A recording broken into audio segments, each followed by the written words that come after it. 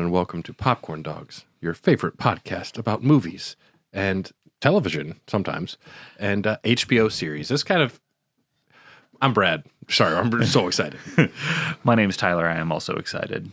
We are part of the Hair of the Dogcast Network. Check out all of the other amazing shows from our network. And we're not a snooty podcast, you know. We're kind of just two regular type dudes with huge ass egos. We covered Charlie's Angels. We're pretty snooty. Charlie's Angels 2. We'll have you know. We skipped the first one. We're that classy. We are here today to discuss True Detective Season 1.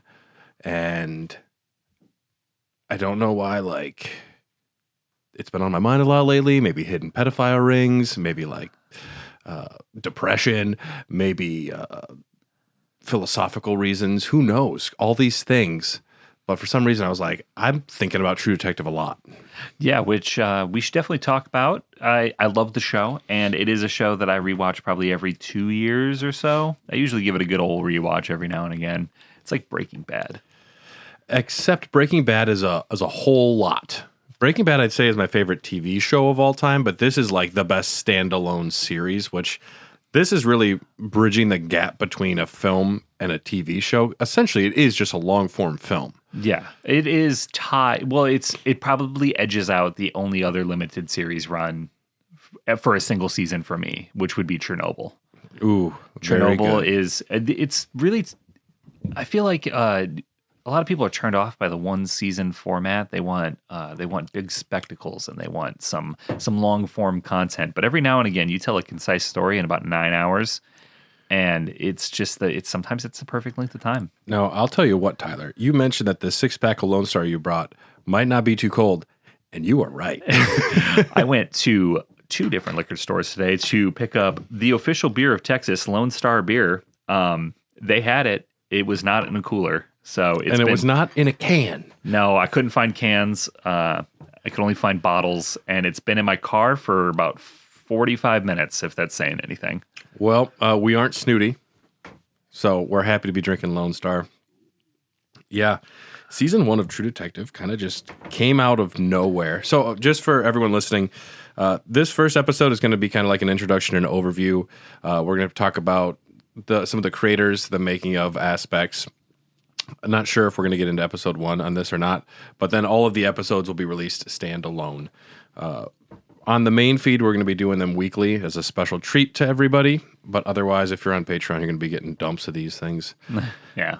And so, True Detective Season 1, I remember hearing about this before it came out, and I said, Matthew McConaughey and Woody Harrelson in like a cop show sounds like the dumbest show I've ever heard. See, I was in the other camp where I heard late 90s period piece detective show starring Woody Harrelson and Matthew McConaughey. And I have always been very high on Matthew McConaughey, and Woody Harrelson speaks for himself. Like, he's got a pedigree. I thought they were both more comedic actors. I was not familiar with their range at the time when this came out, because McConaughey, I'm like, oh, that smiley dude from Sahara. Yeah, the guy from How to Lose a Guy in 10 Days. Yeah. Yeah. I didn't see Russ Cohle there. And now you can't see anybody else. I'm like, how was Russ Cohle that same guy in Sahara? Yeah. And then Woody Harrelson, I've watched a lot, No Country for Old Men was the first thing on my mind when I was like, oh, a detective movie. Oh, I forget he's in that one. Yeah, but I always think of Kingpin. Yeah. Two guys both with comedic chops. Oh, yeah. And it's interesting because, I remember hearing about this and just thinking, no. And I don't even remember how it came about. Someone must have mentioned it. I was working at Indeed Brewing at the time. And someone must have mentioned, hey, check this show out, because this was the glorious time when shows, they still are, but this one was released weekly. And the momentum this show built up so fast. I think I must have jumped on after episode 2. Maybe it was after a Game of Thrones season. They're like, this is the new show, and I might have just jumped onto it. But I was lucky. I got the first 5 episodes all at once. I think it was episode 6 was my first weekly watch. But yeah, I came onto the game pretty late, but I was talking to my film school buddies. I think I was living in Orlando still at the time. And they were like, you need to check the show out. It is so Tyler coded, it's insane. Because this show really is everything that I enjoy about a good suspense psychological thriller. Like, it's a period piece. It's set in my favorite period, which is like the late 80s, early 90s, with some flash forwards that are really fun. It's got some timey-wimey bullshit. The set design, it's in the South. It's just everything I want. It's got just the right amount of, it's not supernatural, but it's got the spooky yukis. Yeah. And it's got culture, and it's got so much pathos and just the best writing for a show possibly ever. Spoiler warning, I'm very hot on this show. It's probably, like I said, favorite series of all time, one of my favorite pieces of media of all time. On the rewatch, because I hadn't seen this in maybe 4 or 5 years, just watching episode 1 again, I'm like, it's so fucking perfect. What it really boils down to for the show is it's the pacing. And it's not only the pacing of how the episode works, but it's the nuggets of information they give you, because they do start to spoil the story as the time jumps happen, because as we'll talk about in this first episode, we're working with different timelines here throughout this entire season. Yeah. And it's just a masterclass in controlling the narrative and giving the audience a little bit of insight or a little bit of foreshadowing, bite-sized pieces as each episode goes on. But each episode individually, the scenes just flow together so well. It doesn't feel like an hour when you're watching it. It's so masterfully edited. The way that they'll be jumping around 2-3 different time frames and intersecting between when they're talking about the crime to what's actually happening to that's 2 days later, but back to then and to the future. And it's just organic and it just flows. There's really not a dead moment. And I think part of it really comes down to the two creators. And I know on set, they started butting heads pretty hard because we'll talk about Nick Pizzolatto and Cary Joji Fukunaga. But I love Joji. When you have the writer as the showrunner and then the director who also is trying to we need longer shots sometimes. We need pacing, let it breathe. And then you have the writer like, fuck that. Naturally, heads are going to butt. But Nick Pizzolatto, for those that don't know, born October 18th, 1975 in New Orleans, Louisiana. Which his DNA is all over this with the setting. Just wait till you hear more. Grew up in a Catholic family of Italian Americans. Dad was an attorney. At the age of 5, his family moved to a rural area of Lake Charles, Louisiana. Attended Louisiana State University on a visual arts scholarship and graduated with a BA in English and philosophy. He gave up writing following the death of a writing mentor and moved to Austin, Texas, where he worked as a bartender and a technical writer for 4 years. A technical writer is a communicator whose task is to convey complex information in simple terms to an audience or of the general public or a select group of readers, which is funny because this script of the show is just littered with the most heavy philosophical concepts being technically written to us dumb folks who like to watch TV shows. Yeah. He does convey very complex ideas very easily, especially through the vehicle of Rustin Cohle, who is just such a cool character to lay out these philosophical one-liners and just keep your head spinning the entire series. I would love to have him as a friend, and I would get so pissed at him all the time. He's probably terrible at parties. He admits it. He's not great outside of parties either. But he's so blunt. You know what the difference between you and me is? Denial. It's like, dude, just chill for a second. He wears his thoughts on his sleeve. But Nick Pizzolatto, I think it's interesting. He's just all over Louisiana and spent a lot of time in Texas. He was a bartender, BA in philosophy, and he was a writer. For his job as a technical writer was to make things digestible to everybody. Interesting. Yeah, I did not know that about him. Yeah. He later enrolled in an MFA program in creative writing in the University of Arkansas and graduated in 2005. Arkansas, that's where I'm from. That's cool. I didn't know that. Arkansas, shout out. Shout out, Woo Pig Suey. True Detective Season 5, South Dakota, hit me up. Nick Pizzolatto wrote a number of short stories that were very well received. His first novel, Galveston, was published in June 2010. I want to get it. It's a book, not true crime, but crime detective stuff in Galveston, Texas. Oh, that'd be cool. Yeah. In 2011, he wrote 2 episodes of The Killing. However, he was dissatisfied by the dynamic between the showrunner and the writers and remarked, "I want to be the guiding vision. I don't do well serving someone else's vision." That is foreshadowing. That's foreshadowing, folks. If you're keeping track at home. He left the show after spending 2 weeks in the writer's room on the show's 2nd season, and then he would go on to start writing True Detective. Originally, Also, while you mentioned the words True Detective, I guess it's a fine title. It doesn't immediately draw me in. It sounds pretty generic. yeah, it's like Blue Bloods or like Law and Order. Blue Bloods is more intriguing than True Detective, but I mean, it earns the solid simplicity. You know the best name for a cop show? Cops. No, The Shield. I like Cops though too. Cops is cool, but The Shield is cool because it's the badge. But some people will be like, "Is this that frozen custard show?" And it's just Cops. Yeah, people do get that confused a lot, Yeah. especially the episodes that take place at Cops. I know. Yeah. Those are the best ones. Gets really out of hand really fast. Absolute bangers. The guy got custard in the face. Can't wait to see the episode with Hugh Jackman. He's huge. Originally conceived as a sequel to Galveston. Galveston. Galveston. It's Galveston, people. Sorry. But the story's shift in perspective and time made it more suitable for television. I'd always had plans for the first time I talked to an agent in Hollywood. I was going to ask, how do you break into the business, and particularly cable TV writing, because in television, the writer stays in control, which is the concept of what a good showrunner is. Which, immediately, I know a little bit about what happened with him and Joji, but what you have written in this outline so far is he seems like a control freak. Rightfully so. When you're cooking. My feelings on him have evolved through the process of this outline. We're looking at about 20 pages worth of stuff. And when True Detective Season 4 came out, when he wasn't involved, and he was very outspoken, "I hate this, and I'm against what you guys are doing." Back then, I'm like, go easy, man. It's just, they're doing something new.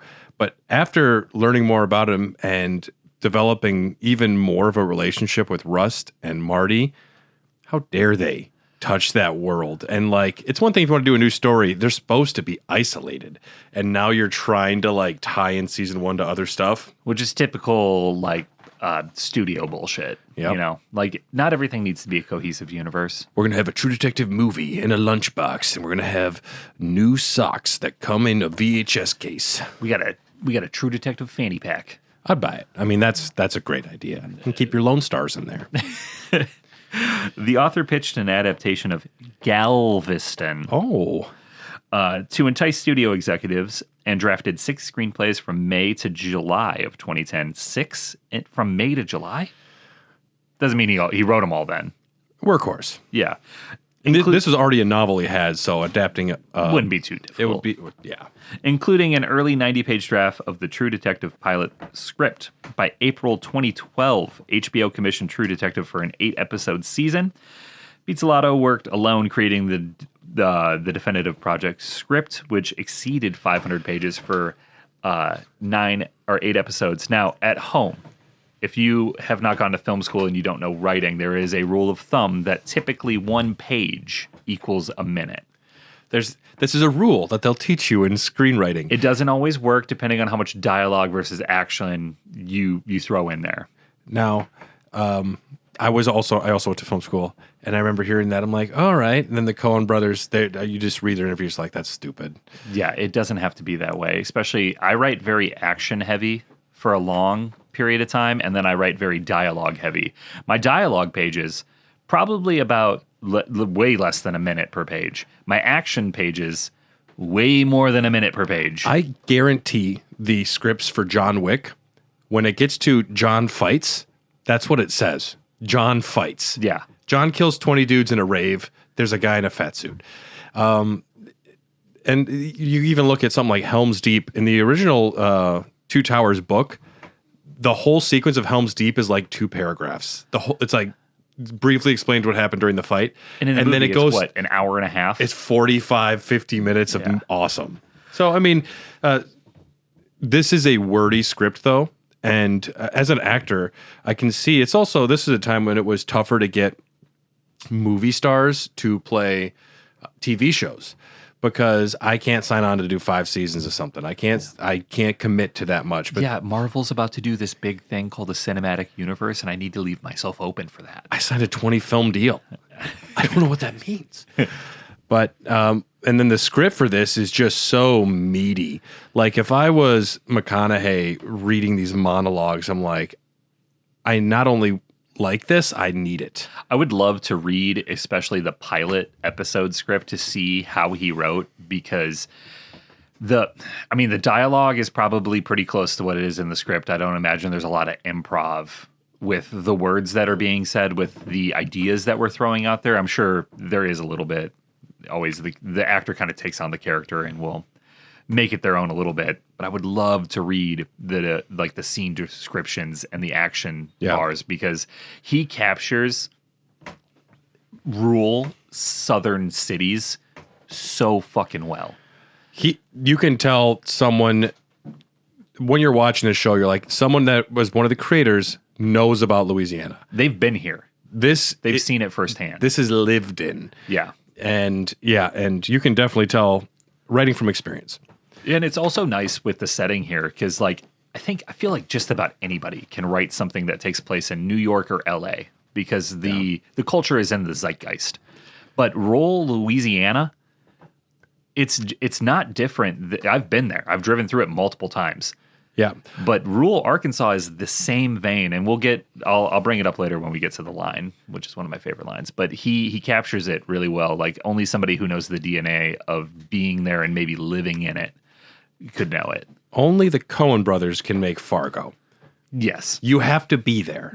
You have to understand it. And it's in the DNA.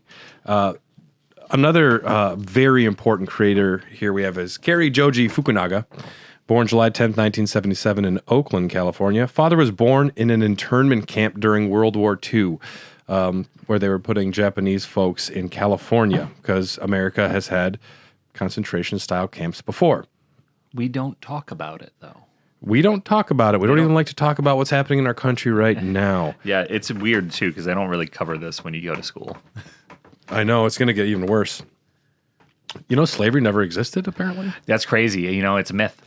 And Christopher Columbus, major hero. The South was fought for states' rights, I hear. Leif Erikson is actually a type of ficus. It's not even a real person.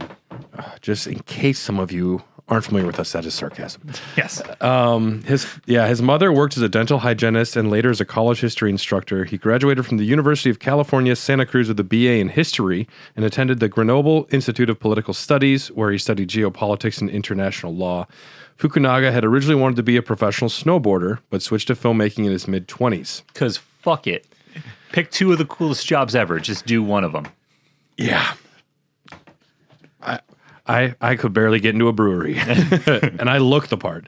Fukunaga wrote and directed the short film Victoria Patachino in 2004 while at NYU, which screened at the Sundance Film Festival and received a Student Academy Award in 2005.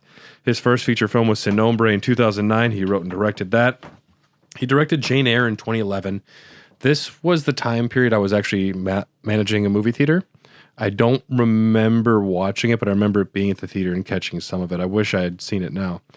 Fukunaga would direct the entire first season of True Detective.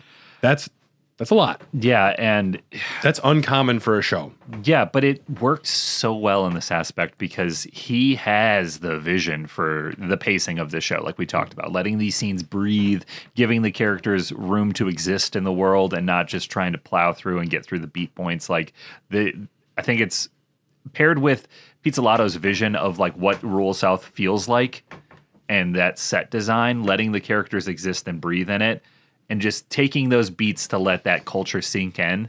Even when it's not in the forefront, it could be a little bit in the background, but you still pick up on it. It's just, they're cooking so hard with this. It's very astute. It's very considered. It's very masterful. Yeah, it is intentional. Fukunaga spent time conducting research with a homicide detective of the Louisiana. I've been saying Louisiana because that's how they say it in the show. Louisiana. I think that's how the cool folks, that's how you know you're cool, like you say Nolans, you know? Louisiana. Oh, you won't have to take a sip out of that before you spill it over there, boy. Oh, that little do boy. I will not try and do those accents. I used to be able to do an okay Cajun, but not anymore. That little do boy, he down there. His daddy, he's a drunkard. That was good. I feel bad doing it. I'm not mocking. It is just how they talk in the show. It's hard to do.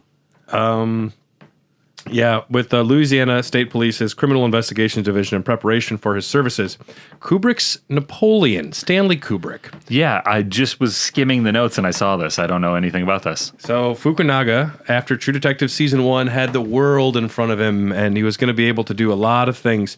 One of them was going to be Stanley Kubrick's unmade Napoleon film as a Steven Spielberg-produced 6-hour miniseries for HBO. This would have been a wet dream for me. Yeah, 100%.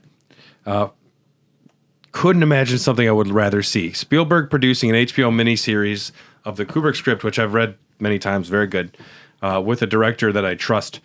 He confirmed the reports in 2018, saying that he was researching at the library in Kubrick's St. Albans home, spending time with family members. In 2021, he updated that we've got all the scripts of the episodes now, and we're getting ready to see where the next stage is on it, so it is happening. And then misconduct allegations for Fukunaga came in October 2021. Yeah, I remember this now. I forgot about this. He was accused of pressuring a actress into doing a topless scene for True Detective that was not included in her contract for her role as a stripper. Not great. In fact, bad. Yep, it's got to be in the contract. It's very fucking black and white what you're supposed to do. Yeah. This is bad. April and May 2022, then 3 women accused him of various forms of sexual harassment. Oh, ouch. I did not know that. Including pursuing relationships with them while in a position of power over them in the workplace. This is extremely inappropriate. To me, this definitely also horrible. You don't want to be in a position of power, and this is like what happened to John Lasseter at Pixar. But instead of him getting like super canceled, they put him out in an iceberg and said goodbye. Yeah. Because he also did the same thing. When you're in a position of power over people, this is horribly inappropriate. And then on May 5th, 2022, twins Hannah and I don't even need their names. 2 twins who worked on Maniac accused him of sexual harassment and grooming. Not a great look, dude. To have that happen many times. He was never formally charged or proved to do any wrongdoings. He has said something like any of these were like adult relationships and situations. Not cool. Yeah, no, it's specifically in this industry in Hollywood, there is a long history of men in power taking advantage of women. And as we know, with like the Me Too movement and Harvey Weinstein being a bag of dicks. That is recent. This has been going on for a very long time. So I think it is egregious. You cannot use your power to persuade people into doing things they don't want to do, and that's why there's contracts. And nudity is a very sensitive thing. Yeah. You need to have willing parties in order to display that. They also, I will get to it in episode 2. There is nudity in this show, and there is examples of very good nudity, and there's examples of gratuitous nudity. I think all of it is appropriate, though. I think there's one scene that's slightly gratuitous, but for the most part, the nudity is on point. I watched the scene the other day when I was rewatching episode 2. Daddario. Yeah. Slightly gratuitous. To me, it's so important to show the weakness of Marty. You see, and like I was trying to figure out, well... You just felt awkward because you were watching with your new girlfriend. I mean... I didn't know. I guarantee when you watched it a couple years before, then you were like, "This is the least gratuitous thing I've ever seen. This is fine." Yeah, no, it's just I'm a big pro nudity and film guy, dude. When Sir Arlen of Pennytree hung massive dong. Oh my god, dude! You warned me. I wasn't Night prepared. of the Seven Kingdoms. Yeah, that was hilarious. Yeah, gratuitous but funny. Yeah, and oh yeah. So all that stuff aside, but Fukunaga, he's still working less in the front. There's a new show which is like a riff on Band of Brothers, Masters of the Air, I think it's called, which is on Apple TV Plus. It's about World War II pilots. He's involved on that. Because he lost It Part 2 because of these allegations, if I recall correctly. It might have just been It Part 1. Because he was involved very heavy in It Part 1. And I Yeah, I wouldn't want him directing scenes with that young girl in like bra and panties swimming. That, especially with those allegations going on, that would have been very bad. Yeah, and especially with the relationship she has with her father. Yep. Yeah, would have been a very dark place. Casting Hart and Rust, though, I don't know anything about this, so let's figure it out. McConaughey and Harrelson were among a small pool of actors considered suitable candidates for top billing. Pizzolatto, impressed with McConaughey's performance in The Lincoln Lawyer, originally assigned him to the role of Martin Hart, but McConaughey offered a really compelling argument for portraying Rustin, Rust Cohle, and thank God McConaughey, because I don't think I could see anybody else doing this role. He lives and breathes Rust, and it is an incredible performance. Pizzolatto did mention that after they were cast, a number of scenes were like rewritten for who the actors were. So there would have been it would have been less Woody and more McConaughey-y Marty, but I think it would have been wrong. It's interesting that he pursued him for Marty first, though. Well, I mean, his role in The Lincoln Lawyer, that's not a bad movie, and it is definitely more Marty coded than doing this kind of philosophical, cynical. Can we call him an anti-hero? Neither are that. These guys, to me, are just heroes. They're just men. Yeah, it's such a fine line they're both walking in this. I think you can be a hero with major faults, and both of these men have major faults, but to charge into Carcosa, only heroes do that. That's true. Only heroes go there. To prepare, the actor McConaughey studied his character through what he described as the 4 stages of Rustin Cohle, a 450-page document he created detailing Rustin's evolution over the course of the story. Harrelson was attached to the role of Martin under McConaughey's recommendation, which I did not know that McConaughey recommended Harrelson. They are a match made in heaven for this. They embody the characters so convincingly that they're 2 A-list stars, and I know we've talked about it before. Like, I have a hard time seeing past an A-list star when they're in a movie. Like Matt Damon. Yeah. It's just Matt Damon.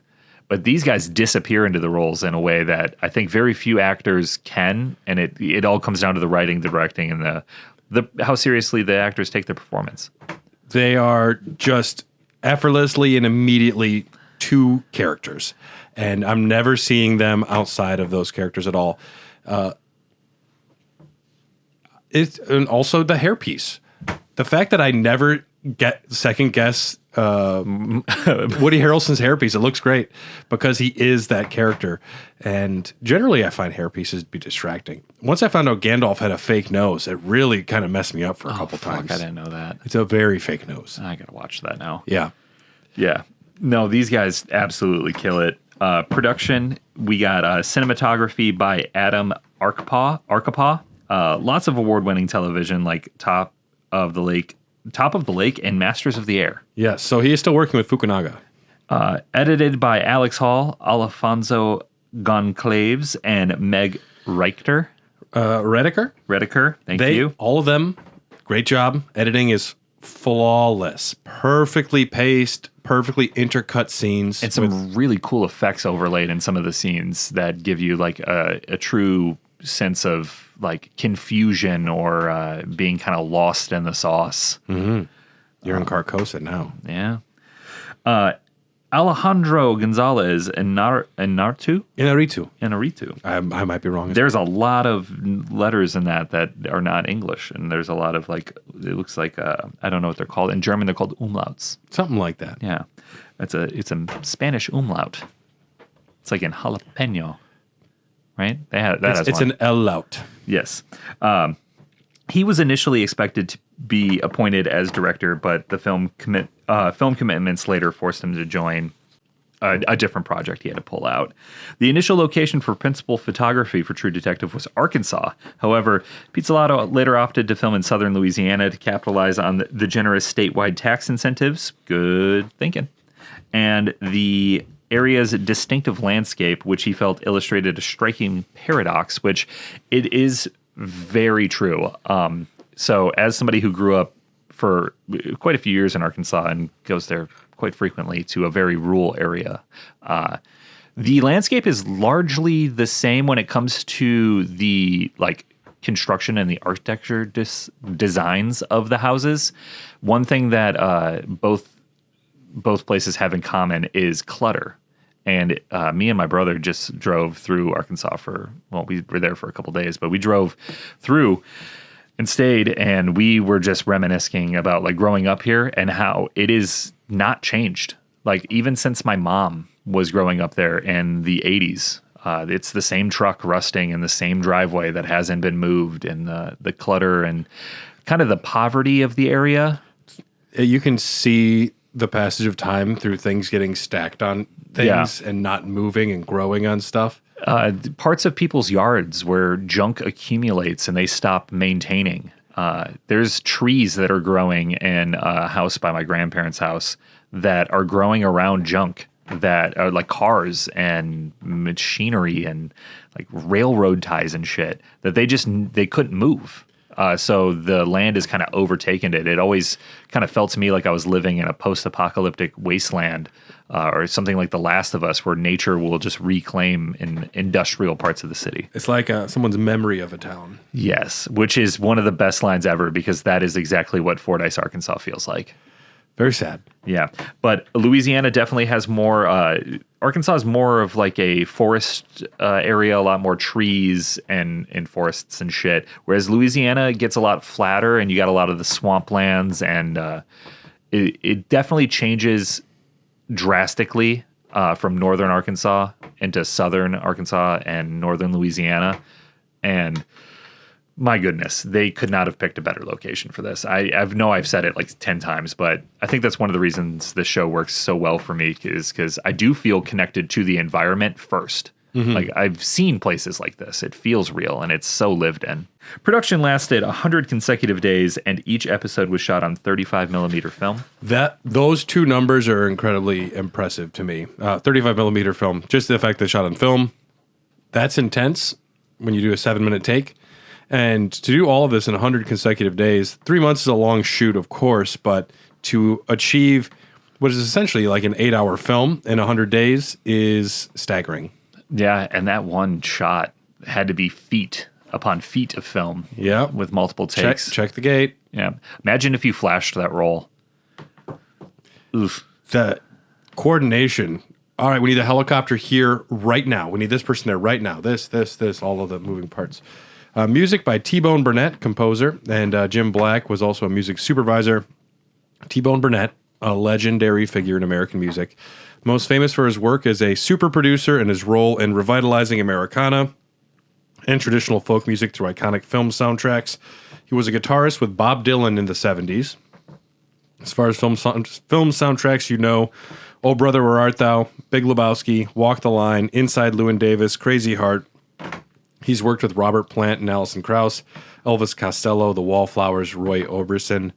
The theme song for True Detective is called Far From Any Road, an alternative country song originally composed by the Handsome Family for their 2003 album Singing Bones. It is probably one of the most iconic opening songs with the opening cinematic I can think of. We'll talk about the cinematic here in a second. Yeah. But pairs very well. Goddamn catchy tune. True Detective soundtrack features a compilation of gospel and blues music, which were selected by Pizzolato and T-Bone Burnett. The pair opposed the use of Cajun music and swamp blues for the season's musical score because they felt it was overdone. Perfect. No notes. No. Burnett used a rare analog synthesizer called the Swarmatron to create eerie, non-replicable drones and textures. And he also composed original pieces with Rhiannon Giddens, she's wonderful, who used a Swarmatron synthesizer for that, and Cassandra Wilson. The song that plays in the credits of episode 8 is an original piece written and performed for the show. Yeah, the music is spot on, too. The composition is enthralling, and when it's in the background, it is subtle, and it ties the room together, and when it is in your face, it is bombastic and just incredibly pleasing. Love it. Yeah, well, I do the Fortnite dance to it sometimes. Whoa, I don't even know about that. That's a thing? That's what the kids are doing. Oh. I got to stay hip. A Macarena. So the synopsis of True Detective, if you haven't seen it, you should probably pause this episode, go watch all the episodes, and then come back. because I'm about to spoil some You stuff. really shouldn't. Why are you listening this far? Just go watch the show first. Framed as a nonlinear narrative, True Detective Season 1 explores Cohle and Hart's recollection of their investigation of the murder of Dora Lange from 1995 to 2002. They must revisit the investigation 10 years later as new evidence implicates the perpetrator in a slew of other unsolved murders and disappearances. So we get the opening sequence now. Yes. The season's title sequence was a collaboration between director Patrick Clare and his Santa Monica-based studio Elastic, his Sydney-based studio Antibody, and Brisbane-based company Breeder. Lot of words there. Yeah, so working with 3 different studios. This is a foreign language to me. When somebody talks about how they made the title sequences to the film Seven, I'm like, and Fincher's like, someone else did, and I loved it. Yeah. Because there are these other people that are just crazy mad scientists that know how to do things like this. Because this is a level of artistry and film knowledge that is elusive to me. Yeah, and it is so well done. The visuals go to the music so well, and I can just hear the song in my head just thinking about it now. Just the images of the characters' side profiles mixed with Louisiana landscapes, roads, industrial backgrounds. The design team emphasized southern Louisiana's industrial landscape because they felt it reflected the characters' traits and moral struggles. Yeah.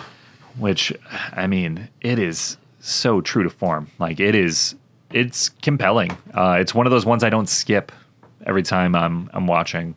Despite my need to get faster back to being with Russ and Marty, I will wait. Along the dusty mason, the looming shadow grows. Yeah, that's a song I listen to in my car. My favorite shot is the one of Woody's face looking angry, and then the roads intersect turn into a skull.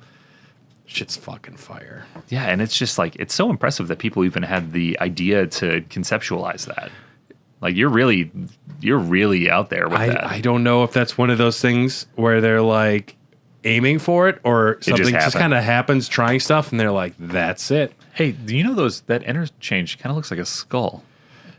Try it. Damn it, Gary, you're right. Gary, you're fired. That was my idea, actually. I don't know Gary.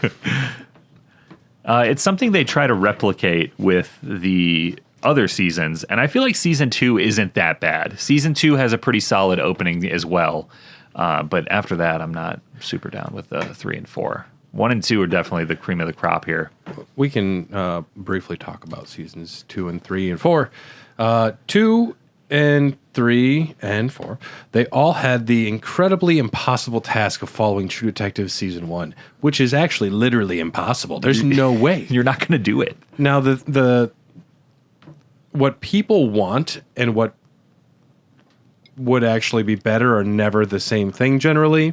And people wanted more philosophical, like down south murder crimes with a supernatural element. And that would be very one-trick pony. Do you really want, your favorite band to make the same album again just because you liked it so much, or do you want them to try something new and push the boundaries? And it's a lose-lose situation or a win-win sometimes, but Pizzolatto stuck to his guns and did something different. I always read the comment that Pizzolatto took everything they said on Reddit and did it for season 2. Oh, yeah? Well, did he say that, though? It's just something that's floated around on Reddit because a lot of the criticism from season 1 of True Detective is that nobody dies. There's not a strong female lead. Oh, I don't think he thought the antagonist is not at the forefront. And then you switch it up in season 2, almost everybody dies. The antagonist is at the forefront. You have a strong female lead. It was kind of a cookie cutter opposite. Plus, the location changes so drastically from rural Louisiana to outside of LA. Do you really think a control freak masterclass storyteller would give a fuck what Reddit said? I don't think so, knowing what I know now. I think that he just did something different, and I remember being very disappointed with season 2. I think I watched all of season 3, but it was when I had hurt my neck really bad and I was on a lot of pain pills, and I don't remember any of it. Season 2 on a second rewatch was much better than the first rewatch or the first initial watch because you are comparing it to season 1. Which is impossible. And I Compare anyone in the world to Russ Cohle, and you're going to have a bad time. yeah, there's some really good moments of season 2 that work really well, and there's some really dumb writing that does not work very well. Rachel McAdams breaking out of that one location when she's tripping balls. That is amazing. The gunfight in the street was out of nowhere and super intense. Colin Farrell trying to amp himself up for that one night, taking a lot of drugs and drinking, and then collapsing into a horrible mess. Awesome. Yeah. That sticks with me. Like, yeah. Oh, yeah, it's actually really not a good thing to do. Yeah, and then season 3 was more of a return to form for original True Detective, going back to the South and telling a nonlinear story that stretched over decades. That was really fun, and Steven Dorff really steals the show for that one for me. It's super good. Yeah. I wouldn't call it great. I had a fun time watching it. Also, cast Scoot McNairy in more stuff. That dude's fucking awesome. Besides his name being awesome, the man is also awesome. And then season 4 is a big flaming pile of dog shit. I don't go that far. There are a lot of things I like about season 4. Jodie Foster. She's good. She can do no wrong, and I forget the name of the other actress. She's great too. She's good. I mean, the acting's good. The story's just terrible. It reminds me of The Thing. But once you start getting in that lane, I want more of that, and they didn't do that. But season 1, some of the influences for True Detective. Yes, back to season 1. Robert W. Chambers, The King in Yellow. We're just going to briefly mention some of the capital words that they're going to mention a lot. The Yellow King in Carcosa. In the original stories, the King in Yellow is a forbidden play that drives readers to madness, and Carcosa is a mysterious ancient city. In the show, the Tuttle cult worships the Yellow King as a deity, and Carcosa is their ritualistic site, literal ruins in the Louisiana bayou. The yellow sign, Chambers' yellow sign, that's the name of the book, is a symbol that marks those destined for possession or destruction by the king. The show adapts this into the spiral symbol found on victims' bodies and drawn in Dora Lange's diary. And it's good to include these because it does kind of start drifting you off into the supernatural a little bit right in the first scene. Some pagan imagery, a little bit of voodoo, which is like, I think everybody kind of equates to Louisiana and voodoo shit. And I don't know if I was right to bring supernatural as like the first word, because it's not ghosts, it's not anything like, it's got a religious aspect, and it's got a ethereal, like a dark cultural aspect to it. Yeah, it's nefarious. It's got animistic tones to it. It's got some evil voodoo looking shit. Yeah, and some incredibly cynical like takes on what life and religion is, which I think is awesome. So good. Thomas Ligotti, The Conspiracy Against the Human Race. That's a great fucking title. Yes, is another influence on True Detective Season 1. The Accident of Consciousness, Rust's famous car monologue, where he describes human consciousness as a tragic misstep in evolution, is a direct reflection of Ligotti's argument that humans are creatures that should never exist by natural law. Love it. Which I remember the first time someone told me humans are the only species on the planet that observe time. Probably. And that broke my brain. Yeah. Because we know that we will run out of it. We don't know if animals feel the same pressure of life. If it's not just fight or flight instincts for them until they end up dying. But they don't make frozen pizza, so they don't know what it's like to wait for one. That is true. And that makes me sad. But they do wait in a tree and wait for something to come by, and then they go kill it. That's hunting. That's cooking a frozen pizza in my book. I hunt for red barons and tombstones all the time. I sit up in my little tree stand outside of my oven. Just watch it. Just wait, dude. And I pounce, dude. Anti-natalism. Both Ligotti and Rust advocate for anti-natalism, the belief that it is morally wrong to have children because it sentences them to inevitable suffering and death. As a new father, I get it. You're going to be sad. You're going to be heartbroken. You're going to be miserable a lot of times. And shit's going to go bad. And then I'm going to die. And your mom's going to die. And it's going to suck. What? Happy birthday. Yeah. When I was in high school, I had a depressive bout where my big thing was I didn't ask to be here. Like I wasn't given a choice. I just have to deal with life now. And I was going through a breakup. So I didn't ask to need a job. Okay. Yeah. Now you're telling me I got to pay taxes? I don't even know how to do that. No, pass. But then my mom told me, yeah, but life's a gift. And some beautiful things are going to happen. You're going to be really happy you're here for it. And that was all I needed to hear from my mom. And that cured that right up real quick. One of those gifts is Lone Star Brewing. Thank you, Or Texas. At least Lone Star beer. I don't know where it's actually brewed. It's got to be in Texas. Don't assume nothing, my man. It's got to be. It doesn't even say on here, I don't think. Lone Star Brewing Company in Houston, Texas. Yeah. Amen, brothers. It's a little thin. I'm going to be honest. It's not my favorite cheap beer. No, but it also is we're drinking it at about 50 degrees right now, which is fitting because it is Thursday. And by the time Russ got to his sixth beer in those interviews, those were not cold. Yeah, and it is Thursday, and today is my day off, so that's also pretty cool. And just because we're podcasting doesn't mean we get to interrupt your drinking. No. I should have bought a pack of cigarettes. And that brings us to episode 1. The Long, Bright, Dark. People out here, it's like they don't even know the outside world exists. Might as well be living on the moon. Well, someone once told me time is a flat circle. Everything we've ever done, we're gonna do over and over and over again. For a long time, I didn't really sleep. I just dreamed. And like a lot of dreams, there's a monster at the end of it. This came out January 12th, 2014. And we open up. We see a man carrying a body in the early light of morning, setting a large fire. This is setting up the crime. That's going to be the instigator for the whole show.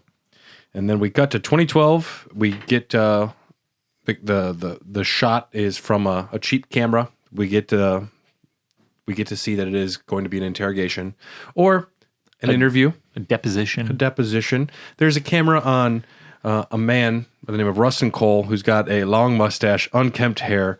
He looks like he's been through it because he indeed has. The show is set up as a framing device. Hart and Cohle are being questioned and filmed in a police station in 2012.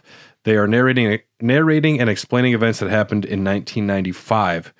Major events are referenced such as the dinner or carrying the kids out, teasing upcoming events.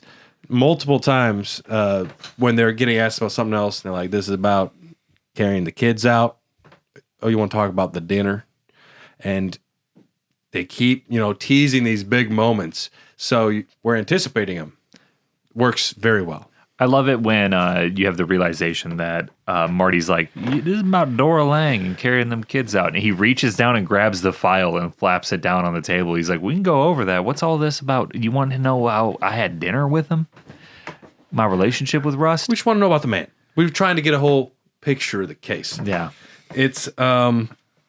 It's framed around like some files went missing, and we're just trying to button things up and trying to get caught up on some paperwork. So we just want to hear it all from the beginning about what happened, how you two start when you met. And at this interview, Hart looks put together, professional. Cohle has long hair. He insists on smoking and drinking in his interview. Amen. I do what I want. You want to hear this or not? Then they slide the big hug mug over, and he gets to start ashing in there. The interviewing detectives seem insistent on learning more about Cohle. This is very apparent very quick. And those are Detective Maynard Gilbow, played by Michael Potts. You might know him from The Wire or the original run from the Book of Mormon on Broadway. He's from The Wire. Yeah. I knew he looked familiar. And Detective Thomas Papania, played by Tori Kittles, who you might know from The Equalizer, Colony, and Sons of Anarchy. Jordan Peele, he tweeted out a picture of these two. He's like, when me and Keegan Michael Key are serious. But there's going to be multiple times we're going to be doing quotes in this, so I'm not going to be doing voices. You can imagine, but like Hart mentions, you don't get to pick your parents and you don't pick your partners. Rust would pick a fight with the sky if he didn't like its shade of blue. Which is such a good fucking line, man. And these two didn't choose to be put together, and it's fortuitous because I don't think 98% of people would be able to put up with Rust. Marty makes it apparent very quick. He talks about what makes a good detective, and he can tell. He's like, Cohle, he fucking weirdo. Hate this fucker. He knows he's good. He's smart. He's smart. I hate him. I fucking hate him. He's smart. Cohle is referred to as the tax man. Instead of a notepad, he carries around a ledger, a big old ledger for his notes, kind of like the tax man. As far as names go, it's not bad. But that starts off in 2012. Yeah, and then we go to January 3rd, 1995. The birthday of Cole's daughter. Not a bad start for Cole's day. No, not at all. I'm sure this won't have ramifications for the entire season. The day the investigation begins, a naked woman bound and put in a kneeling position has had deer antlers tied on her corpse and a spiral sign is drawn on her back. Very striking imagery right off the jump here. It scratches that itch of my southern true crime brain very well. And who doesn't love true crime? But this is not an ex-lover, a body found in someone's home or behind a place. This is a field was set on fire, and a lady was found in a kneeling position with symbols on her and antlers tied to her fucking head. Yeah, and her hands are bound together like she's praying. It's staged. It is from the murderer's point of view, it is a art design. It is an art project. He wants it to be discovered. Yeah. This is not disposing of a body because you killed somebody. This is just displaying it because you want people to see it, which is a totally different type of psycho. And I love it when films do this. It makes it much more intriguing. And I hate it when serial killers do it. Not a big fan of that, no. No, but films, yeah. right on, brother. This season always felt like a true crime story that felt real, but it's like because it's fake, they got to craft it in a way where it's perfect for a true crime. Like if you were listening to this as a podcast, like if you're just listening to Rust and Marty like tell the story over an audio format, it would go so well. And I would venture to say that this is actually more of a true story than many stories that are pretending to be a true story. There are horrible pedophile rings ran by men in power right now, all over the world, all over our country. And in many aspects, it is a true story. Yeah, unfortunately. From the details on the body, Rust deduces that she was a sex worker. Analyzing the iconography of the setting, he tells Marty the woman was likely a paraphilic love map of the perpetrator's lustful fantasies forbidden by society. And this is when Marty, the first time he gives him a look like, the fuck are you talking about? I love when Russ just dissects this scene so fast. He's talking about how, like, there's, what's the word for it? When you lay a body down and the blood pools. Coagulation? No, it pools. Like if someone dies and they lay on their back for a while, they'll have pooling in their back. So you can tell how long the body kind of laid was in a position. In a position. Yep. He says it. There's a term. I'm blanking on it. But he describes the scene and he throws out sex worker. And Marty's like, I don't think so. I think you're jumping. Yeah, you're jumping to conclusions. You're narrowing the investigation. You're going to find things that guide you to what you want to find. And Russ is like, just wait for the ID. Yeah. He's so confident that this is a sex worker that he's immediately just wait for the ID. Yeah. Which we'll get to in a bit here. But a paraphilic love map. What is that, you might ask? A love map is an individual's personal blueprint or template for what they find erotic and romantically appealing, shaped by early experiences, culture, and personal history. For me, my love map probably includes like My Chemical Romance. And Goth women. Rhea Ripley. Something happened to me as a kid. I got really into goth stuff. That's a Tyler love map. It's a Tyler love map. A paraphilic love map occurs when lust is inextricably attached to fantasies and practices that are socially taboo, penalized, or non-consensual, which all of these. Not great. The body is not just a corpse, it's a map of the killer's internal, warped, and perverted sexual and violent psyche. I did not even know this was a thing that existed. Yep. Russ reads a lot.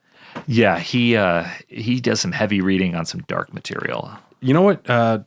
I don't know if this is something that they said on the show specifically, but I think Kubrick was talking about this with Jack Nicholson in The Shining. It's like, an actor can't act intelligent. Like, you actually have to be intelligent to be portraying intelligence. And Nick Pizzolatto, in writing this script, you can't write something this smart unless he is indeed that learned in all of these various horrible philosophies and, serial killer terminologies. This is just like a very well studied and one of the smarter approaches, I think, to the subject I've seen in a while. Yeah, and he is. I mean, yeah, you could not do this if you were talking out of your ass. No, you have to have some base knowledge on what this type of shit is. Like, I didn't even know a love map existed until this moment. Yeah, I heard the word in the show. Yep. Still didn't know what it meant. Well, and he does, and Woody doesn't even ask about it. Marty just kind of moves forward, but I wanted to make sure we learned about that. Yeah, the body is not just a corpse, but a map of the killer's internal, warped and perverted sexual and violent psyche. Lividity. That's what it is. Yes. It was bugging me. I had to look it up. There's lividity. He can tell how the body was laying because there's lividity in the shoulders. So that shows that she was killed somewhere else and moved. Yep. Which is, a lot of detectives will use that. It's a very common way to tell if this was the original crime scene or if we should be looking for a secondary location. Yeah. Russ believes this is not his first kill, that he's going to kill again. Yeah. I'm not a detective, and I could have told you that one. Yeah, this is it's thoughtful. There's intent. There's precision. This is not his first rodeo. If it is, we should all be very scared because this guy is very skilled. Yeah. Is essentially what Marty is, or what Rust is boiling it down to. Various twig devices tied into pyramid shapes hang from trees and are scattered on the grounds. They look very voodoo-y. I see those, and there's one other police officer. There's like, it's devil stuff. It's the devil. Satanic. It's satanic, and I love how people that just misunderstand anything that is scary or foreign to them as satanic. There are so many different cultures and so many different religions and so many different, various things that are representative symbols. And to just, I don't recognize it as satanic. There's no Satan here. There is evil. Yeah, and it's in the South, satanic panic went on much longer than I think the rest of the country. And we're about 10 years, not even that. I think the West Memphis 5 was in the late 80s. So less than 10 years from like satanic panic widespread throughout the country. But it's ironic that what is being perceived as satanic is being perpetuated by people that are protected by a very large Christian organization in Louisiana. Yes. Yes. The irony is not lost. Yes. And one of my favorite moments from the first episode happens here, where they are standing at the crime scene. There is a dead body behind them, and they both just kind of turn their back to it, wait for the ID, Russ says, and then Marty, well, there's no good time to do this, but you got to come to dinner. Like, he invites Russ to dinner while they're at an active crime scene. And I love this little moment because it does show how detectives and first responders can compartmentalize things and how their brains work. There's a lot of people in my family that come from authoritarian positions. I got police in my family, and it is remarkable how these guys can compartmentalize stuff. Yeah, and just switch. You're gonna have to come over and have dinner with the wife. There ain't no putting it off anymore. Yeah. So he invites Russ to dinner with Maggie and his children. In 2012, Cohle says it was his daughter's birthday. And he is quoted saying, "There's nothing I can do about it. I'm going to have a drink. Sooner or later, I'm going to have a drink." And there is so much weight in how he says, "I'm going to have a drink." And when when he says it's like, that is courting a lot of hard emotions and a difficult past and something he's not not ready to be a part of. It is For someone that doesn't drink and he's like, it was my daughter's birthday and I'm going to there's no way I'm avoiding it. the term that always bounces around in my brain when he hits that line is flirting with disaster. Yes. Which is just, as we'll see, it's almost a disaster. It's a half disaster. Courting self-apocalypse. Like, Yeah. in 2012, Hart explains at this point, there's many different types of cops. The bully, the charmer, the surrogate dad, the man possessed by ungovernable rage, and the brain. It's interesting how he describes a lot of what those two wind up representing a lot of times. Marty pretends he kind of just is a surrogate dad. He's not a real dad. The man possessed by ungovernable rage. Marty is most certainly a man with ungovernable rage at various aspects. The brain, clearly Cohle. And any of those types can be a good detective, and any of those types can be an incompetent shitheel. And I think that's just him being super honest. Like, Rust is the worst human being I fucking know. Fine detective. Fine detective. And they ask him, like, what kind are you? And Marty, just a regular type dude with a big ass dick. And, very funny line. Yeah. Very funny delivery. It also just really speaks to what matters to Marty. And he is very much someone who hides behind machismo. He is uncomfortable with any vulnerability. He's unable to open himself, unwilling to admit that he has problems. And he will hide behind horrible stories about women he has had sex with. Yeah. And pairing him up with Cohle, who is just wearing all of his emotions and feelings on his sleeve and talking about whatever is on his mind, is such a good dynamic between the two. Well, I would say Cohle is also incredibly dishonest about his emotions, too. But he is chasing, or he's sprinting away, dealing with his trauma. He hasn't admitted to his trauma once since it happened. He went deep undercover. He started... he pretended to be somebody else. He turned into a different person rather than face the fact that his daughter died. And he isn't honest about his emotions. He's honest about his philosophical... That's what I'm more meant. Yeah. But that's Rust's tragic aspect to his character, is he also is just completely dishonest with himself about his emotions. These guys, they're emotionally pretty stunted. Stupid men do stupid things.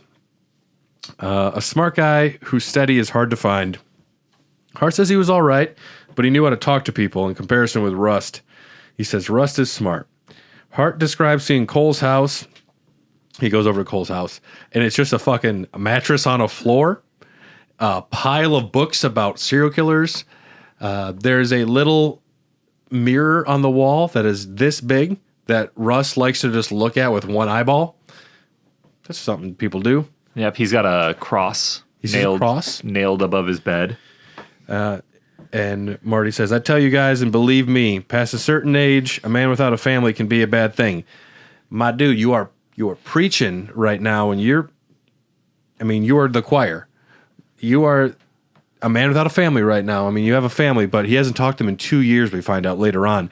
He is a man who has alienated his family. He is a man who had a family he could have been leaning on, and he chose to do anything other than be there for him. And this is a really good line, because I do believe it a little bit. At a certain point, a man needs a family. Certain men definitely do.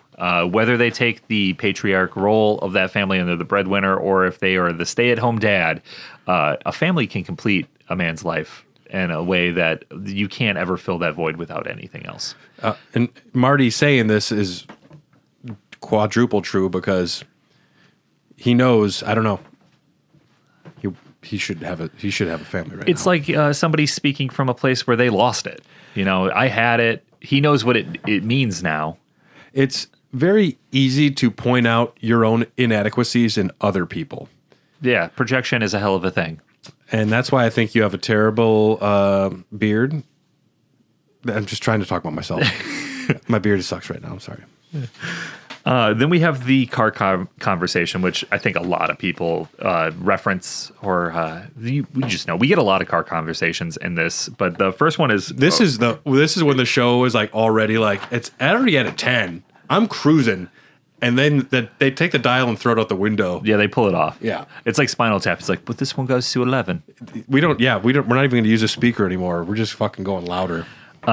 Talking about Louisiana, Cohle says, people out here, it's like they don't even know the outside world exists. Might as well be living on the fucking moon. To which Hart responds, there's all kind of ghettos in the world. And then Cohle hits him with it's all one ghetto, man. Giant gutter in outer space. What the fuck are you talking about? And already I was like, you're saying things I feel, Cohle.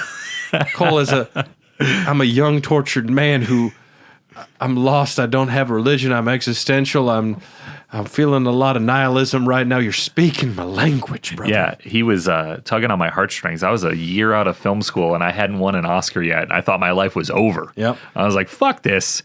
There's no meaning. I love cynicism. Let me get into it. God is dead. I get it. I read the book one time. So after hearing that, Hart just asks Cohle probably one of the safest questions you can ask your partner, especially in the South. If I saw a My Chemical Romance poster in your house and I'd be like, you like My Chemical Romance, right? No, I fucking use it as a sign of meditation. Right. So yeah, Hart asks. He asks Rust if he's Christian because of the cross that he saw above his bed. Cohle says no, and Marty asks, well, why the fuck do you have a cross then? It's a form of meditation. I contemplate the moment in the garden. The idea of allowing your own crucifixion. Don't say that shit. Don't say that shit to me. Yeah, and that's speaking to Cole's mind frame right now. We're going to learn more about his past leading up to this, but he is someone that is looking to, he's walking into his own crucifixion. He is purposely going into danger because to find redemption. Nah. You can be sad though too, buddy. You can cry. Like you can just talk to me. No. Just have a couple Lone Stars. You'll be fine. Deal. Yeah, Marty follows up with, well then, what do you believe, Cohle? I believe people shouldn't talk about this type of shit at work. My Amen. man. You speak into my language so much. I've never said eureka so many times to one man talking, and he got 3 already in this one car ride. I don't believe people should talk about this type of shit at work. Someone asked me today at a construction site. I'm an electrician. They said, so what do you think about this war in Iran? I'm like, fuck you. I'm not getting into that with you right now. Yeah, I had somebody ask me at work like 2 weeks ago, like, so do you think we should patrol our borders? And I was like, if they needed patrolling, sure. Why don't we talk about, have you seen anything good on TV? I got to spend time with you. And I looked out the window, and it was foggy today. I'm like, there's a man out there. That's my masterful diverting away from that conversation. But, yeah, I think Cole's response, he says, look, I'd consider myself a realist, all right? But in philosophical terms, I'm what's called a pessimist. And Hart asks, well, what's that mean? Cohle says, it means I'm bad at parties. Let me tell you, you ain't that good outside of parties either. Great lines. Great dialogue. Yeah, they're cooking. Yeah, he considers himself a realist. He sees the world as it is in his mind. And a lot of people would see his antagonistic views towards society and the planet and all of it as this is a negative fucking dude.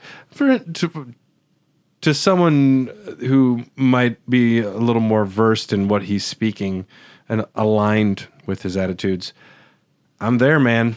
Like, to me, this isn't pessimism. This is him kind of seeing the world for the tragedy that it can be. But at this point, Cohle also is speaking from a point where he has lost all hope. He has no belief in the good of what's happening in the world. Well, when you have something as tragic that what happened to Rust, I mean, it's very easy to drown yourself in a pessimistic point of view and call it realism. And I totally get where he's coming from, and that's why it makes his arc through the series just chef's kiss. Chef's kiss. And then Cohle continues to make me happy. He says, I think human consciousness is a tragic misstep in evolution. We became too self-aware. Nature created an aspect of nature separate from itself. We are creatures that should not exist by natural law. We are things that labor under the illusion of having a self, an accretion of sensory experience and feeling, programmed with total assurance that we are each somebody, when in fact everybody is nobody. I think the honorable thing for our species to do is to deny our programming, stop reproducing, walk hand in hand into extinction, one last midnight, brothers and sisters opting out of a raw deal. Damn. It's like, so the Brewers play tonight. You watch baseball, man? He is, I mean, yeah. My man is speaking from the flame of frenzy in Elden Ring terms. He believes it'd be better to go back to before there was anything. Evolution is a strange thing. The fact that humans have gotten to where we are, coming from the Big Bang, and developed a sense of time, a sense of self. It's fucking weird. And it's problematic. It is problematic being alive. And he's like, I think we should all just quit reproducing and let ourselves die off. Maybe a little extreme. You know, maybe we could just let's have some beers and hang out. There's things we can do to make you happy eventually. I think Cohle, I mean, anyone who has experienced loss or depression has had feelings not too far off from some of this, and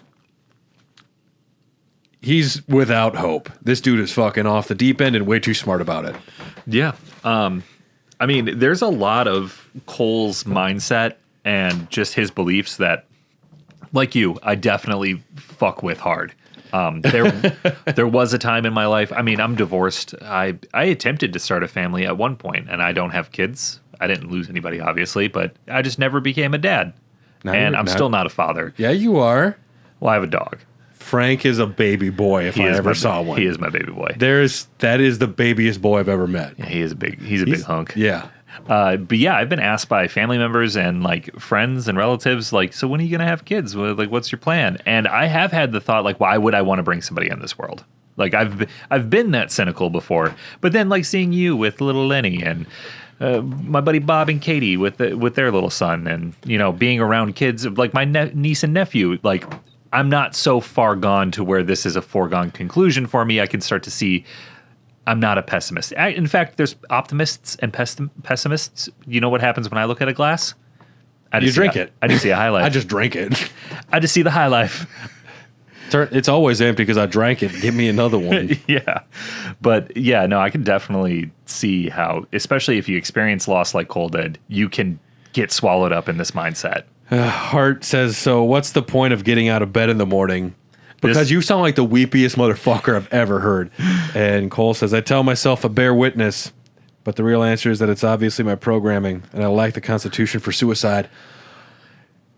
And Hart's like, I'm not going to ask this dude another question, I don't think, because... Why don't we make the car a safe spot? I lack the constitution for suicide. That's tough, man. That's heavy. Smart. Horrible. Brutal, vicious, sad, depressing.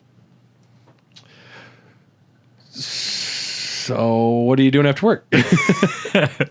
Why don't we make the car a safe spot, a quiet zone?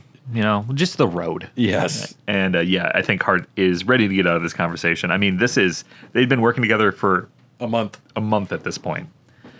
So after our incredibly happy and not at all depressing car ride, we're going to arrive at State CID. Major Ken Quesada, played by Kevin Dunn, goes over the case with Hart, who you can tell in their interaction, they're talking one-on-one in the office. He has tremendous respect for Hart. He loves Marty. He thinks Marty's the dude. And everybody that looks at Cohle, and also, I mean, at this point, Cole's only been there a month. We're going to learn more about him from later on, but he does get brought over to the CID, and most of his files are all sealed, so they don't know shit about him, and they're not sure who this fucker is, and he's weird and antagonistic. So everyone looks at Cohle like, a little out of the side. And Marty is the prototypical man's man. He is definitely more toxic masculinity. She put a finger in my butt. Let's drink more beers. he had sex. This guy fucks. I like him. I like him. You might know Kevin Dunn, who plays the Major here from Transformers. He's the Shia LaBeouf's dad in the trilogy. He's in Veep. He's also in this little film that is very near and dear in my heart, Small Soldiers. I'm Archer, emissary of the Gorgonites. Hell yeah. Yeah. This guy rocks. I like this guy. Everyone in the department, like we said, dislikes Rust. They think he's weird. They call him the tax man. He's carrying a big ledger. He is very off-putting. Also, I think once you get the name the tax man, everyone's also super jealous because how does he already get the coolest fucking nickname? I've been here for 5 years. I fucked a goat one time. One time. Now they just call me goat fucker. It was an accident. So the Major tells Hart that he wants him and Cohle on the case, and he's like, "You're gonna do the press conference, like you're gonna do the briefing." Like, you could tell he respects Marty. Like, he's giving him duties. Like, I want you on this. I want you like the head first. You know, this is you. You're doing this. Which Marty is like, absolutely, yeah. Like, whatever you need. So there is a mutual respect between these two. Plus, I think Marty sees himself probably as the Major one day if things go right. You know. And he's already the only one speaking up for Rust. Yeah, and spending a month with him, he is compassionate in the sense that Rust is different. Yeah. He might hate him, but he's not going to let people walk all over Rust. Right. Another officer is looming out of the office, and this guy looks like a fucking douchebag. I didn't like this guy when I saw him looking through the window because he's like peeking in the meeting, and he's like waiting. We'll find out later on a little bit more, but he is already a stool pigeon, I think is the term. Yeah. Yep. Yeah, and it's a good moment here, too, because Marty's like, yeah, I'll do the briefing, thank you, whatever you need. He gets up to walk out, and this guy that's like, he's wearing a uniform. Yeah. He walks through the door and doesn't let Marty come out and makes him move. Like, it makes Marty walk around him, and Marty, as he walks out, like, looks back. He's like, fucking dickhead. Yeah. He doesn't like this guy, neither do I. So now, later on, Rust and Marty are the only two left in the office. Rust is going to go check some leads by himself. He's like, you mind if I skate? And Marty's like rubbing his eyes. He's like, I guess I'll do the paperwork. And this is already Rust misleading. Not only are they misleading in 2012 how things are going in the investigation, but it's Rust right now. He's like going to go follow up a few leads. He's not. He's going to go talk to people in similar situations. These aren't leads. He's fishing. And this shows his undercover work, in my opinion. Like, this is the way he handles the case, and he knows Marty's not going to be down with it. So he's creating a cover for him to go work the case the way he wants to work it. This case would 100% not be solved without what is sometimes questionable police work. Yes, 100%. And this is questionable police work at this point. Yes. Because Russ is... in 2012, Russ claims he was following up on some addresses and some leads, but what we really see is that he goes to a truck stop bar to speak with prostitutes, and he buys information and quaaludes from a woman named Lucy, and it is him using his power in a not so good way because he flashes his badge immediately. They think they're going to nail him. They think that Rust is going to arrest them for being prostitutes, and he's like, I'm murder police. I don't care about that. About a girl went missing. He has two girls sitting at the table. He gets information on other places he can go look, and then he picks one of them and sends the other one to the bar with money to get more drinks. Because I'm sure he can just visually, like, she's got the drugs. Yep. He knows. He is the best at reading a person. And he comes from narcotics. That was his undercover work was in high-level narcotics. So then he changes the dynamic of the table because he's sitting across from them. And the moment the other girl goes to get drinks, he gets up, moves to the other side of the booth, and corners her in there and is like, drugs, quaaludes, where you got them? I need them. I'm pretty sure this is before this scene, too, is when he was, like, pounding, like, Robitussin in the car, too. Yeah, and he starts seeing the streetlights get all wonky. He has not been honest or allowed himself to grieve. No, he's drowning. Medicating. Yes. Self-medicating. Looking for lewds. Later, Marty returns home after everyone is asleep. He drinks heavily. Marty drinks heavily. all the time. He's drinking like 3 fingers of neat whiskey as he's watching his daughter sleep. Pounding whiskey. And I see this as a man who likes to drink, and I'm like, oh, God. You're doing that at 1 a.m, man? That's bad. I popped open an extra pale ale the other night to play RE9. Yeah. I knew the hangover was coming. Yeah, but that was worth it. It was worth it. And we don't know what Marty was up to and why he showed up late at this point. And we'll find out more about that later.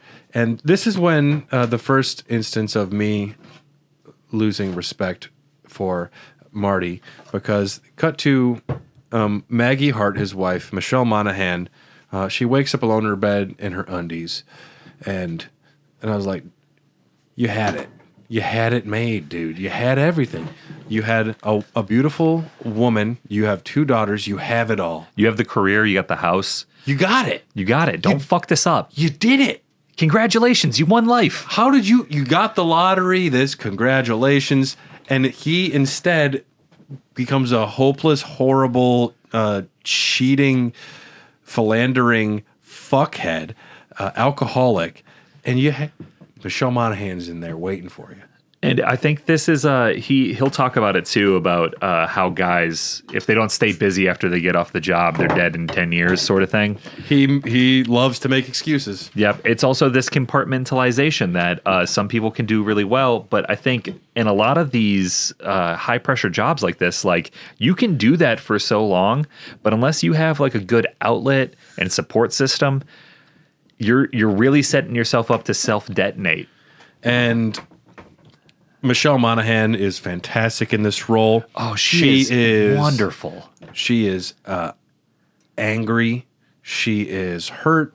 She is trying. She has so many good moments where she is giving it to Marty in a big way. And I think she shines. She's fucking phenomenal in this movie. Yeah, she is incredible. Her performance is, I mean, across the board, there's no really bad performances in this. Nope. It's her ability to care for somebody that she's losing love for is, I think, so striking. Like, she is trying to make this work as much as possible, and he's the problem, but she is trying her damnedest to keep this family together. She gives him chances. Yeah. And she's like, what you doing out here, Lone Ranger? And he claims it's the new case. I caught a bad one. And then immediately she's like, well, we missed you the last couple days. He hasn't been home. We know where he's been at. And you can't lie to a person. People can tell that shit. Like, you rewatch Breaking Bad, Skyler knows Walt is lying the first fucking moment. And if you know someone and you love someone, you can't get away with that shit. No, and somebody that you've spent your life with at this point, like these people have been married, they have like experience. Yeah, they have children that are like talking and moving and probably in grade school at this point. Like, you know your significant other. You know when things start looking a little weird. And he is such a shicey little fuckhead. Every time she kind of pokes him about it, he looks away and the case, and he looks for any reason to get out of there. Yep, and he ignores the conversation and rushes off. Next morning at work, Rust has the name. He's like, we have it's Dora Kelly Lange, her last known address, list of previous crimes and information on her ex and family. Meanwhile, Marty had an affair, got trashed, just to speak to where they're both at right now. Hey, that's good police work. He's good. He'll do all the work, and I'll just kind of be drunk. You get it. He's the smart one. I'm the one with the big dick. Yeah, I'm the dick guy. Forensic pathologist goes over the body with them. She was given crystal and LSD. No prints on anything. Marty asks Russ, "You get any sleep last night?" And Russ goes, "I don't sleep. I just dream." It's morning, Russ. Mornings are for coffee and contemplation. We're gonna be quiet. Shut up. Do you know what a hangover is? I'm sure you do. I have one. The newspaper has already declared it a cult, and they are planting excuses for getting the information on the case. Which was, especially with the satanic panic thing that happened in the late 80s, this was a tactic that was used by journalism and the press a lot, because you could create hysteria to get more information about a story. You're already going to get the views from a horrible murder, but when you attach something supernatural, like we said, or like an occult to it, It's going to drive. Nowadays, we'd call them clicks. But it's going to push the story, and it's a tactic that was used very heavily by reporters. And that's something I learned in research for this. And also it's getting pushed because it's a way for them to keep an eye on the case. Yes. So they're asking around her addresses. They're trying to go through Dora Lange's background. A man asks if it's the Fontenot girl. They begin asking about her, who's the Fontenot and girl. naturally, Russ is like, why do you say that? That's suspicious. That's a weird thing to bring up. Oh, another missing girl? I wonder. And the guy is just fucking, I don't even know how you cast someone like this that are just so Louisiana. It's like, I don't know. She went missing is all. Like just he's lived in a way you can't fake. I feel like they have to do like extra calls where it's like, we're going to have you say one line on camera. We just want you to say it like you would normally say it. Yep. Like you can't, you're not acting. We just want you to say it. Yep. Just be yourself. Yeah. They end up going to a church. There's a priest who also plays the priest in Mafia 3. He's also in The Wire as well. He's also in The Wire. Oh, yeah, he's great in The Wire. Yep. He plays a really good priest. Okay. He's just something about him. He's got a good way of talking. I like him. He's comforting. Yes, he is comforting. He's very comforting. The priest describes the little devices, the little sticks and twigs that were like pyramids to Hart, says they're called devil nets. And he's quoted saying, I thought it was something for children to do. Keep them busy. Tell them stories while they tied sticks together. The dialogue is paired with a cross tied together, not so subtle dig at Christianity. You have a priest saying, I thought they just tied sticks together to keep the children busy. I'm like, and then the editor's like, cut to the cross. Which is bound together. Cut to the crucifix. Yeah. Hold it, and I came. And All right, next shot. All right, check the gate. Longer. Okay, yep. They follow up on the Fontenot case, which is listed as a possible report made in error. Ted Childress was sheriff and is now doing very well for himself. He's doing good, and apparently he's like, oh yeah, that case, because they hand him the file, and the file is literally just one page. Yeah, it's one piece of paper in a file, and Hart's like, you don't have more? They're like, how did this not make state news? Missing little girl. And to where Childress says... Not Childress. Oh, no, the new sheriff. Yes. The new sheriff, not Childress, says apparently the girl went off with her daddy. Probably better off. Sheriff knew the family or something. Apparently he was fine. Yeah. Report made in error. Better off with the daddy. The mom wasn't doing well is kind of how he frames it. Yeah. Another report handed back in December of the little girl getting chased through the woods said she was chased by a green-eared spaghetti monster, which is, in 2-3 words, ominous as fuck. It's pretty bad. A green-eared spaghetti monster. Like, we even had somebody draw up what she saw, and it's a man with like some sort of facial malformation and green ears. And I saw this, and I was like, oh shit, what's going on? Do we have a monster? What Is there going to be a monster? What is happening right now? And again, this is another one that like I figured it was just another whatever. But yeah, there's missing girls in the area. Yep. And very little has been done to look for some of them, as we find out. So now this case is possibly has ramifications that are extending out from Dora Lange, which, if you'll recall earlier, Russ says this wasn't his first. So Rust is hot on this this lead, Yes. as we'll say. Then they go and interview Dora's people. Charlie Lange, her ex, is in prison. This guy he's a hot wind. He's hot air. He's very puffed up. He got a big attitude. Yeah, a little machismo. Little fucker. Yeah. This is another one of my favorite scenes because it's just the way the dynamic changes where Charlie Lange here feels like he's got all the power in the room until they tell her that Dora's dead, and then he kind of crumples. Charlie Lange is in prison. He describes Dora Lange as being addicted to everything on the planet. She's going to a new church. She's going to be a nun. She met a king. And as this religious talk is coming up. You can see Russ and Marty are both, their ears are perking up. And Marty probably less so, but Russ, knowing the antlers, knowing the crown. He's definitely tuned in. And yeah, he's hearing the words. They ask about where she was living. Apparently, landlord says she trashed the place and lost her deposit, which, yeah, a junkie can trash their place. It happens all the time. But also, if a woman was kidnapped, the place could be trashed at the same time. So it's another little detail that the dynamic of how well the writing is working here, where there are things that you can hear where the audience might not pick up on it, but you can tell that Rust and Marty are taking notes on these things. Yeah. Is just really high level. And I love that they make the joke about he like signs off, writes some info about where to talk to Dora's people and slides the notebook back and like, all right, I don't need no snitch jacket. Like Marty just laughs. You don't need no. This is like a daycare. I'd love to see you go to the maximum pen. I'm surprised you got Iron Nation in here. Yeah. Just a really good dynamic. My dad being a prison guard, I've heard stories of stuff like this. So that was pretty funny to see. So now we get to see the infamous dinner. Rust arrives extremely drunk. Looks like a man on his way to the gallows. With flowers. Marty opens the door. He's happy. He takes one look at him. He's like, fuck. And then Hart's daughters look through the door and they're all smiley, and then they see him and they get like quiet, serious. The plan is come in, have a cup of coffee. I'll have an excuse. Someone will call and say, you got to leave. Yeah, I'll get you out of here. Just come in for a bit, have a cup of coffee. He sobers up and he sits down with the family. And the daughters ask him if he's ever shot anyone.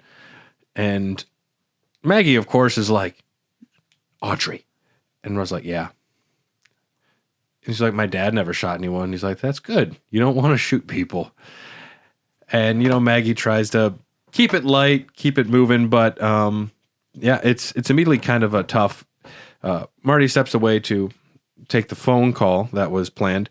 And she asks about him, you married? And he says, I had a wife and a kid and she passed. And then Maggie just like, I get it. All about him, I understand now. I get everything. That's why he showed up trashed. Like, this is his first time allowing himself to be around a family, to be around a loving wife and happy kids. First time he's been around that in 5 years, whatever it is, after being deep undercover and not dealing with it. This is one of the hardest moments, and he's been in fucking undercover for years. This is one of the hardest things he's had to do since then. Yeah, he actually has to face the trauma. He needs to be present. He needs to allow himself to feel. And every bone in his body is screaming, don't be there. This is going to be bad. You're not going to like this. But he gets there and he starts eating food, and it's comforting. And it's good to be. It's not bad to be around people, around a family.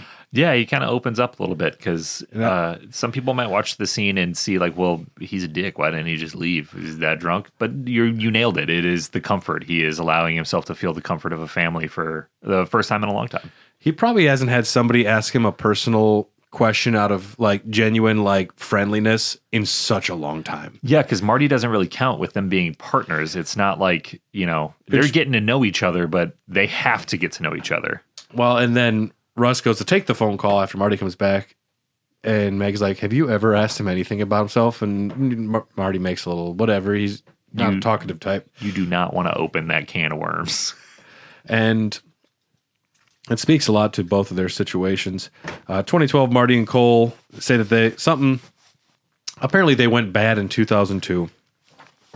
Hart doesn't see how any of this relates to what they're talking about. It becomes increasingly obvious that they are investigating Russ. More police work occurs. Rust asks the other cops how the canvassing is going because the other cops are helping out. They're looking into things. And then, forget this guy's name. We're going to see him later again. But he says, up your ass, Cohle. Why don't you do your own fucking legwork, you rat fuck? And Rust calmly walks forward and slaps the ever-loving shit out of this fucking guy. Yeah. The hardest single slap I have ever seen. How can I be more happy right now? Like, how can I cheer harder than this episode's already got me going? And Russ doesn't back down either. Like this dude has seen shit. We don't know what he did undercover. He is not afraid of this man. He slaps the shit out of him and stands in his face. Like you will not speak to me that way. And he says rat fuck. They think he might be there to look at malfeasance. They don't know if he's investigating them somehow. Yeah, if it's like internal affairs or something. And this very quickly, I think, lets them know that Rust is not, because I'm going to slap the shit out of you, and I'm not fucking afraid of you either. To not know who Rust is because his files are that sealed, you don't fuck with that man. Oh, that is one of the best slaps in cinema history, I would venture. The guy walks away. They get more information on, and we find out later that dude was involved in Fontenot. But they get more information on Marie Fontenot. Her uncle lives close by. Reverend Tuttle there is in the station, though. He's running a statewide charity drive and is here talking with the cops. A task force for crimes with a non-Christian connotation is being started. And Cohle could not be less friendly. This is meant to be, they're going to help out. This is whatever. You can tell the major doesn't think it's a big deal. These other three cops, like, it's our job. We're just doing what we're told. Yeah, just jerk each other off real quick. Like, this is what it is. We're not stepping on your toes, Marty. Marty, whatever. It's fine. And Cohle is just like, fuck that. Fuck you. And yeah, Tuttle's shaking hands, and he can just, him and Cohle immediately have a strong distaste for each other. Billy Lee Tuttle is played by J.O. Sanders. You might know him from The Day After Tomorrow, JFK, Revolutionary Road, or what I know him from, Angels in the Outfield. Hell yeah. He's the announcer from there. And the Reverend says that Eddie is going to be very pleased to hear such good men are working on this. This is a very obvious threat. And Russ says, who the fuck's Eddie? And they're like, well, Eddie's the governor. Cousin to the Reverend. And one of the other cops working there is the dad from Stranger Things, if you couldn't tell. One of the other he is, isn't he? Yeah. Yeah. And then while this is going on, Marty sees Lisa, played by Alexandra Daddario, walk in. He stands up like a fucking little boy at attention. And apparently she is delivering depositions specifically to him, and they need to go somewhere private to talk.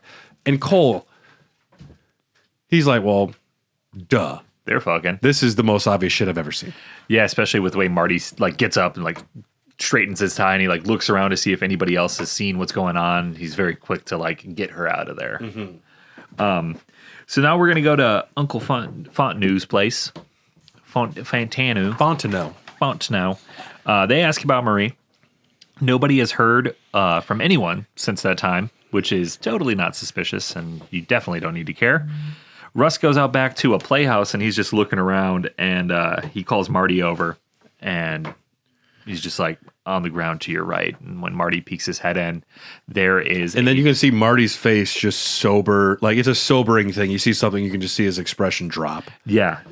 They find a devil's net, one of these twig pyramids that was found at Dora Lange's murder scene in the playhouse, which is very ominous and totally scary. Then we're going to jump to 2012. Russ, he's going to ask the detectives about new murder from Lake Charles.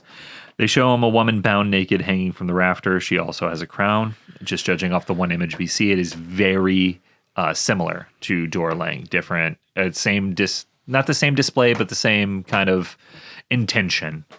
To the same way Dora was portrayed or displayed. Rust has been off the grid for 8 years, and he shows back up in the area when this happens. And at this point in the episode, it's becoming very clear that these detectives are investigating Rust. Yes. And now they're starting to. These are kind of pointed questions, because they bring up the fact, like, yeah, 8 years you've been gone, and now this happens. You show up. Like, they're suspicious, and they're not necessarily hiding it from from Rust that they are suspicious. And Cohle has a great line. Yeah. How could it be the same murderer from 95 when we caught that guy? And then he takes a big long pull from a cigarette. And then he's like, then why don't you start asking the right fucking, or like what he said, to start asking the right questions. Yeah, start asking the right questions. And I have goosebumps. I'm so excited. And one of the most confident, well-made single episodes of television ever devised. I couldn't imagine a better single episode. The term 10 out of 10 gets thrown around a lot. Ozymandias from Breaking Bad is largely believed by a lot of people and myself to be about damn near as close to a 10 out of 10 episode as you could get. Yep. I do not give those grades out highly. This is a 10 out of 10 episode. Some people were saying episode 5 of Night of the Seven Kingdoms was a 10 out of 10. That was a great episode. That was a 9.5 out of 10. It's not a 10. This is a 10. It sets everything up perfectly. It establishes the pacing. It introduces a world that's believable and lived in. It's just like you're having your cake and you're eating it too, if I can quote a line from the next episode. He eats that cake. He does. No, fantastic episode. If you want access to some of the future episodes right away, check out patreon.com/hairofthedogcast because they have access to it there. And we want to thank our Patreon executive producers, Phil Wright, Brian Ward, Ryan Christie, Nick Kip Kipper, Jordan Hoff, Phil just Red Bear Phil, thanks Tyler, Justin Melly, Just Sonic, Spetsnaz, Ejot, Tony Pepperoni, BG, and Andy Bongwater. Hey, Andy, we welcome to the team. And yeah, we'll be back next time to talk about episode 2 of True Detective. And I can't fucking wait. Yeah, well, this has been fun. Deny your programming. Let's walk hand in hand into self-genocide, people. I like the Constitution for sobriety. That is true. That is true. That is true. We'll see you next time.